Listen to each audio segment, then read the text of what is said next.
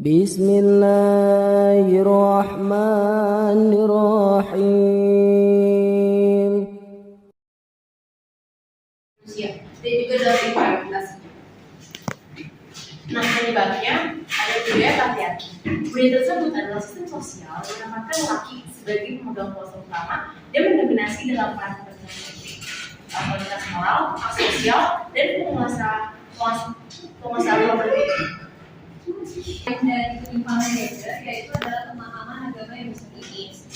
Untuk mengetahui kenapa misoginis itu ada adalah karena umat beragama itu punya keberagaman baik dari pemikiran, gender, kelas ataupun kelompok sosial. Karena hal itulah walaupun kita mempunyai kitab suci yang sama yaitu Al-Quran, tapi kita memiliki perbedaan penafsiran dan pengkajian dari Al-Quran tersebut.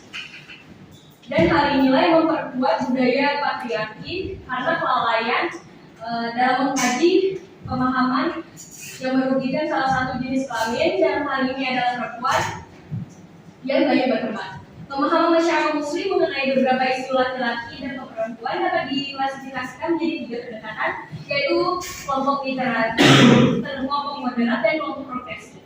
Masyarakat patriarkal sebagai nilai universal, sehingga interpretasinya cenderung bersifat misoginis dengan menempatkan peran, status, dan hak-hak perempuan lebih rendah dibandingkan peran atau status dan hak laki-laki.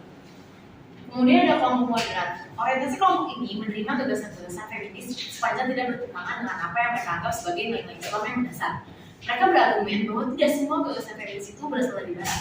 Pada dasarnya, Islam juga memiliki fondasi untuk menyelesaikan persoalan ketimpangan gender. Oleh karenanya, semangat feminis itu sejalan dengan nilai-nilai Islam. Kelompok selanjutnya adalah kelompok progresif atau kontekstual. Kelompok progresif menerima gagasan feminis, semisal laki-laki dan perempuan memiliki hak yang sama dalam bidang ekonomi, sosial maupun politik. Kelompok progresif tersebut juga biasanya bertentangan dengan kelompok-kelompok literalis dan dalam hal tertentu sejalan dengan kelompok progresif. Apa sih penyebab bisa terjadi? Status, peran, dan tanggung jawab perempuan dan laki-laki dalam Islam. Laki dan perempuan mempunyai status, kedudukan, peran, dan tanggung jawab yang setara dalam Islam. Tidak ada perbedaan dari penciptaan antara laki-laki dan juga perempuan. Oleh karena itu, saat mereka mempunyai tanggung jawab yang sama sebagai hamba Allah, baik dalam beribadah, ritual, ataupun beribadah secara sosial. Kemudian ada landasan normatif terkait dengan pandangan Islam akan laki-laki dan perempuan. Yang pertama itu adalah laki-laki dan perempuan diciptakan dari zat yang sama untuk menciptakan kesejahteraan di dunia ini berdasarkan dengan surat An-Nisa ayat 1.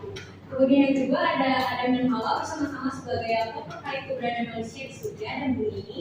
Setelah seluruh ayat tentang kisah Adam dan Hawa sejak di surga hingga turun ke bumi menggunakan kata ganti mereka berdua yaitu Umma, melibatkan secara bersama-sama dan secara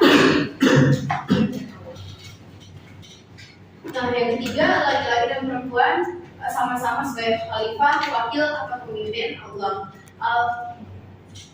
Al-Baqarah ayat 30 menyebutkan bahwa Allah sesungguhnya menjadikan seorang khalifah di muka bumi. Yang keempat, di sisi Allah, perempuan dan laki-laki masing-masing bertanggung jawab atas perbuatan amal soleh yang mendatangkan pahala dan perbuatan dosa yang menyebabkan hukuman. Konsep ini didasarkan pada surat An-Nisa ayat 4 ayat 120. Nabi dan ulama perempuan dan sejarah. Nabi Muhammad adalah pembela dan penegak hak perempuan. Ada banyak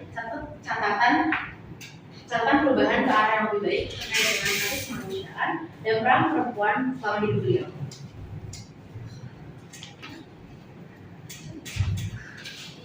Ada yang mau tanya?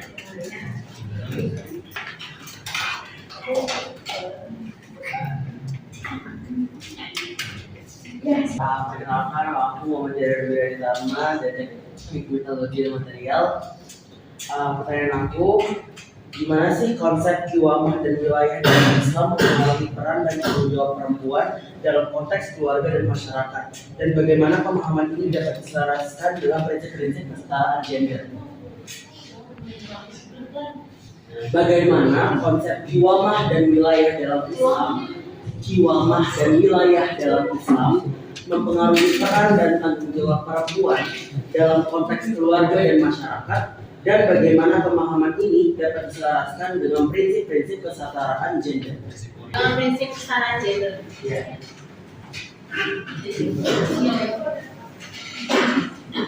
Ada yang mau nanya lagi? Tanggung jawabnya berbeda, tapi ada saling pendapat.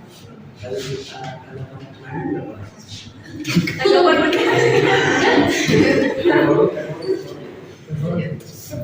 gimana nih Amra?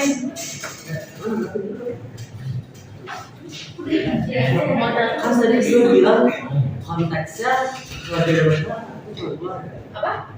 Kan gue bilang tadi konteksnya keluarga dan masyarakat itu cuma keluarga. Konteks dalam masyarakatnya Gimana sih Nabi Muhammad itu kan kayak Siti Aisyah tuh pas Siti Aisyah umur 6 tahun.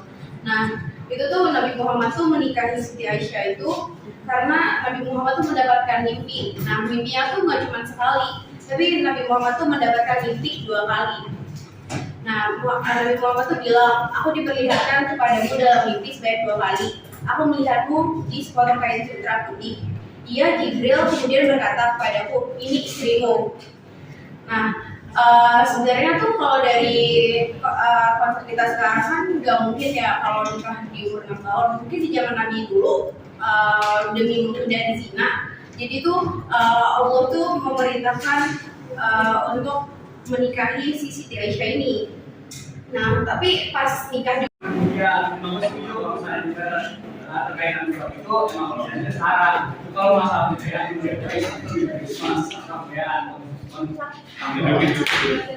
itu pertanyaan lo tadi kan kenapa dulu 3 kali? Itu kan berarti tidak. Oh enggak, pertanyaan kedua, pertanyaan kedua itu menurut Anda gimana itu? Ya tapi kalau perkataan itu kenapa itu 3 kali? Karena itu tidak sesuai konteks setara gender kan. Tapi lu sendiri bilang bahwa Islam setara gender. Gue bilang bahwa aspek tanggung jawabnya bukan aspek dunianya. Kan gue tadi bilang ada 2 aspek tanggung jawab. Ya deh bener abis tadi. Iya, tapi Jadi kita sudah mulai ngasih. Nanti lebih banyak sampel. Ini gimana dalam kasus yang si laki-laki ini nggak tanggung jawab apa-apa itu masih boleh dan lebih banyak daripada perempuan. Dalam laki itu. Tapi itu kan Allah. iya, tapi ini beda dengan perintah Allah ya. Ya pendapat saya sih. Oh, pendapat. dan tanggung jawab siapa? Jadi gitu kalau laki-laki tidak memenuhi tanggung jawabnya. Padahal ini dikasih 2 kali lipat, gitu kan?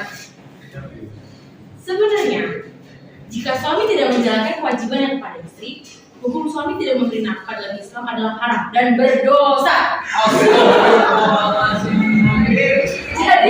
Jadi hanya dia dengan Allah yang Tapi kayak misalnya kalian deh punya misal ada laki-laki terus orang